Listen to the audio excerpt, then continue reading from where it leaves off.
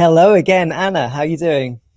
Yes, I am, well, flabbergasted, basically. I've just been talking and talking and talking and hearing as well with lots of other students in the student session. So, yeah, it's been very, very interactive, actually, which is great because I think that's the first one where we've done with breakout rooms. So, yeah, I'll cover a little bit about that later because That's today we've got a fantastic. fantastic new guest coming up, haven't We we? sure do. And it's a wonderful opportunity to talk about those wonderful connections between art and science. So I want to, without further ado, I want to bring in Cecile into the chat. So welcome, Cecile. Thank you. Thank you both. It's Lovely to see good you. to see you here. And you join us down in Oxford, I believe.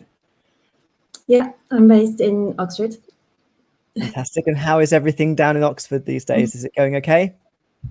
I'm pretty sure it's similar to where everyone else is. We are still slowly getting out of lockdown. The sun is shining, everything's fine, but we're still all in our spare rooms, kitchens. Yeah. Yeah. And we're really excited to have you here, especially because both Anna and I are very keen on thinking about connections between art and science. And maybe just to start off with that, because I think people will be very aware that it's your wonderful artwork that is all over the channels around the conference and the program itself. And tell us a little bit about how you bring those worlds together. Where did you start, in art or science? I guess in art, when you're 5 years old, you always start in art. Both. I've always been doing both. I guess I did get into a degree in biology. I was always very good at biology because of the amazing designs I was doing of cells and the immune system. So both. I've always had an interest in both. It's been amazing illustrating Climate Expo. Really, really brilliant. It's such an honor to be working with the team. And I've enjoyed the back and forth on the illustrations, and trying to come up with illustrations that capture these 5 different themes has been a challenge, but super fun.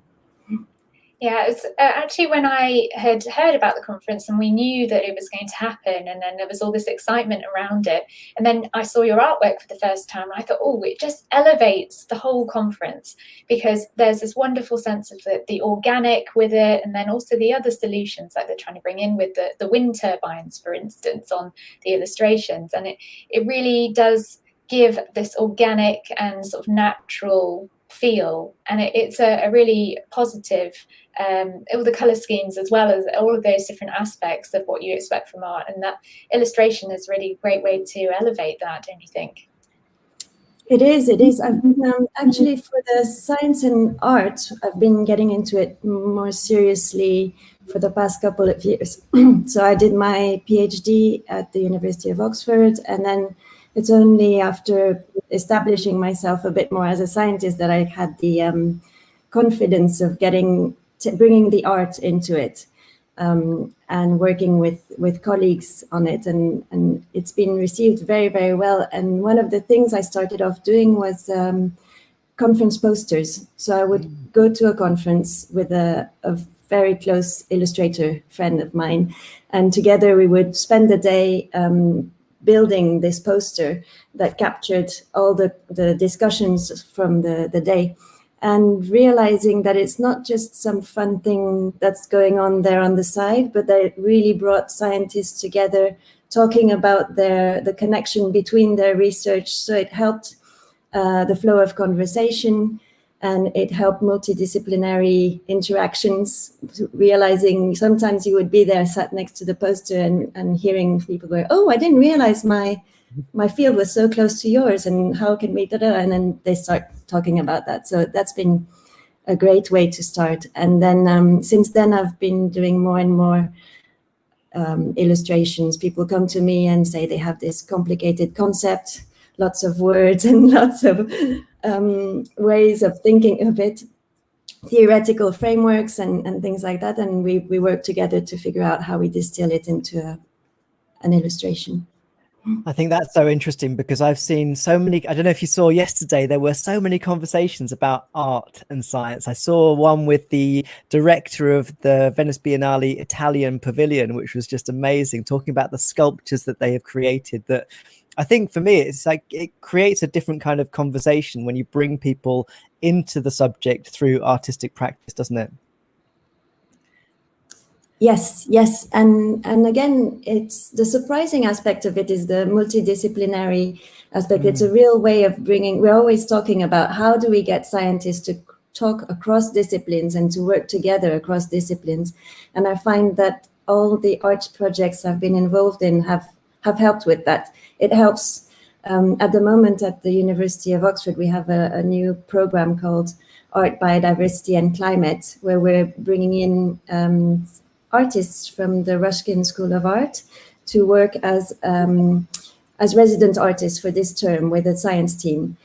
And I was expecting good communication between the scientists and artists, but what came as a surprise was the increased communication between scientific teams when we're doing this, even though we're doing it all online like everyone.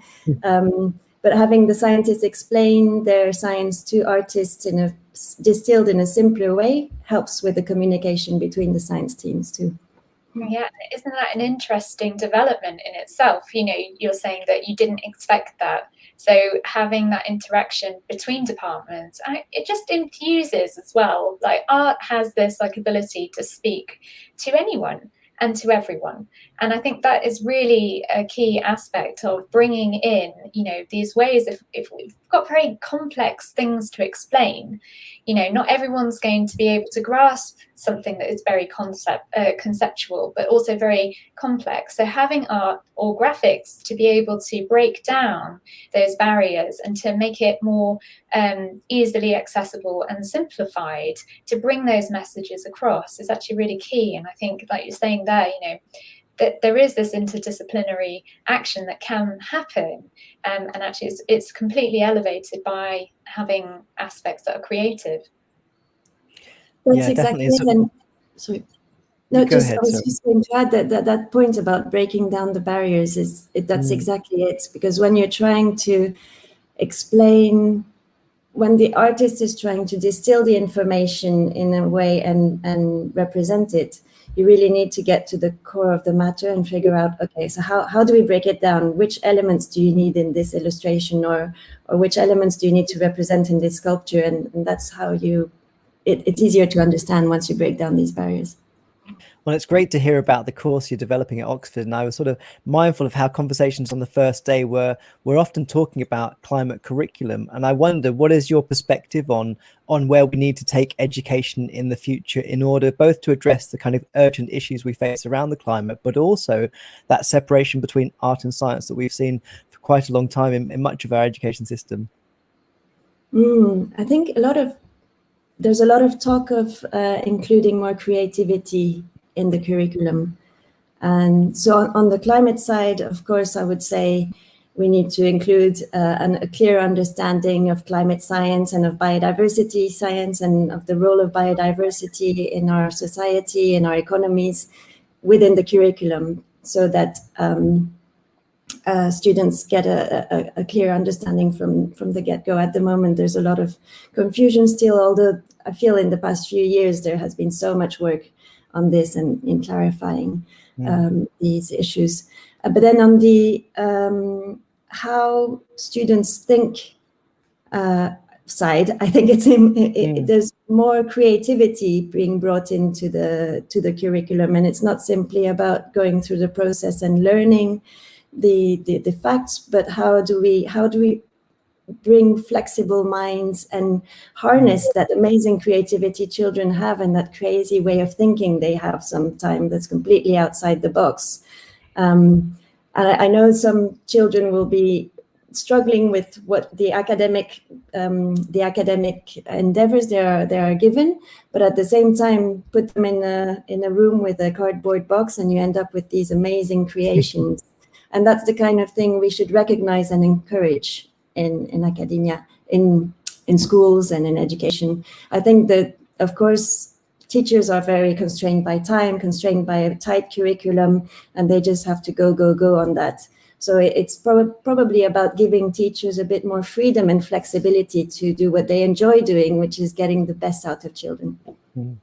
Yeah, and encouragement is really key for children, and it's also something we talk about a lot in terms of most industries, like whether you're trying to go up in an industry in your career, often we look at failure in a very difficult way. And actually failure isn't necessarily a bad thing, because we find alternative solutions to something that doesn't work. And I think as a child, or even when we get to university level, we have this new opportunity to be able to develop skills and learn about new things, and not just those core things that you're learning at that time. It's being able to expand into different areas and learn to meet other people who've got other interesting things to talk about as well, and share those. And that communication, like I said, starts in schools, and having that ability to translate it and let it carry through, so we don't lose imagination, we don't lose creativity. And I think a lot of the time, unfortunately, our lives are sort of constrained by everyday restrictions, such as paying bills or finding food to eat, and it's a shame. But in the same way, this is why creativity is really key to finding new solutions and driving forward change.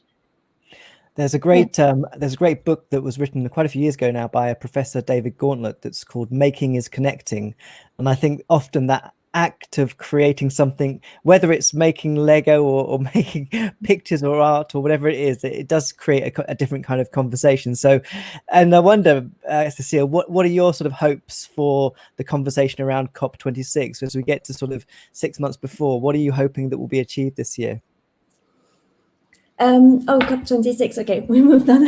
I was just going to add about our previous conversation that time is a key point of all this, and having the time to think and expand your mind and be bored is important. Yes. That's all I was going to. About COP26, I think the one of the stickiest issues that's coming up is around Article 6, and Article 6, which is to establish a mechanism to contribute to the mitigation of greenhouse gas emissions and support sustainable development. So I call for the fact that a tightly regulated compliance market decided in COP in Article 6, and this is all linked to, this will then link to emissions trading and how we're trading emissions between countries to address the compliance market. But eventually, if we have a tightly regulated compliance market, it will provide a grounding for a tightly regulated voluntary market. And here I'm talking about the carbon offsetting market that is booming and that we need to get a grip on rapidly. Yeah. Yes. And so also, sometimes these issues, well, all of the issues feel bigger than us sometimes, and it's very overwhelming with how much there is to tackle at this time. So really, in your opinion, what would you say is the best thing that somebody can do, anyone can do, to help, going forward, either with their views about, going towards COP, or if you think, what they can do, what can they engage with, what's the best ways of trying to do something proactive? I think understanding the science, not just following what the general trends are. So there are complexities in the science that are not getting through very easily. I've been working very hard on an issue around planting trees and nature-based solutions. There's been a big push recently towards offsetting your emissions by planting trees or by reforesting. And there are a lot of subtleties that we need to understand here. We need to focus on a multitude of ecosystems, and we need to understand that offsetting your emissions is not going to get us to net zero. That we need to reduce emissions and focus on decarbonizing our economy as well as investing in nature, because if we invest in nature but not decarbonize our economy, emissions are going to continue going up, and the goose is cooked. So we understanding the science is a big one. And then also getting involved in the policy, local policy at local governmental level, or at any level you are working on. So voting, talking to your local councillors, pushing for more nature-based solutions in your urban areas or in ecosystem restoration in your agricultural lands, that kind of thing. That's a And lot. also consumption. Always consumption. Be careful. Where does your product come from? If you're consuming something, a lot of something, which land is it affecting and which local communities is it affecting? That kind of thing. Fantastic. Well, we did warn you it would go quickly, and we are unfortunately out of time. So thank you so much for being here and for sharing some of your wonderful ideas and work. It's great to see all that you're doing, and it's a fantastic celebration of just how much we bring disciplines together around climate agenda. So thanks for being here, Cecile, and we look forward to seeing you again soon. Thank you. Thanks. Bye-bye. Bye for now. Bye. In November 2021, the UK will host the 26th UN Climate Change Conference of the Parties in Glasgow, also known as COP26. The COP26 summit will bring together international government negotiators, decision makers, and policymakers to discuss how they should accelerate action towards stopping climate change. From small island states to countries with rapidly growing urban areas, representatives from 197 countries are expected to join the summit. We, the young people living across the planet, have the opportunity to tell these decision makers why stopping climate change is important to us, the future generations, and everyone's voice matters. So we're making a film, all of us. Please tell us what matters most, and we'll bring your perspective into the frame. Tell us what is important to you and how leaders can change so that they can lead the change we want to see in our world. If you're 18 to 30 years old, submit your video on Twitter, Instagram, or Weibo of up to 2 minutes in high definition using the hashtag #ActNowFilm. Your video submission should include the following points: your first name and country, why is climate change important to you, what do you think is the most important change that needs to be addressed in climate change, are you a part of any group or organization, if so, where is it and what does it do, what pledge will you take to address climate change, and what would you most like to say to the global decision makers at COP. For more details, please follow on Instagram, Twitter, or Weibo, where you will find everything you need. Here's your chance to show the negotiators what action you are already taking and what action you'd like them to take.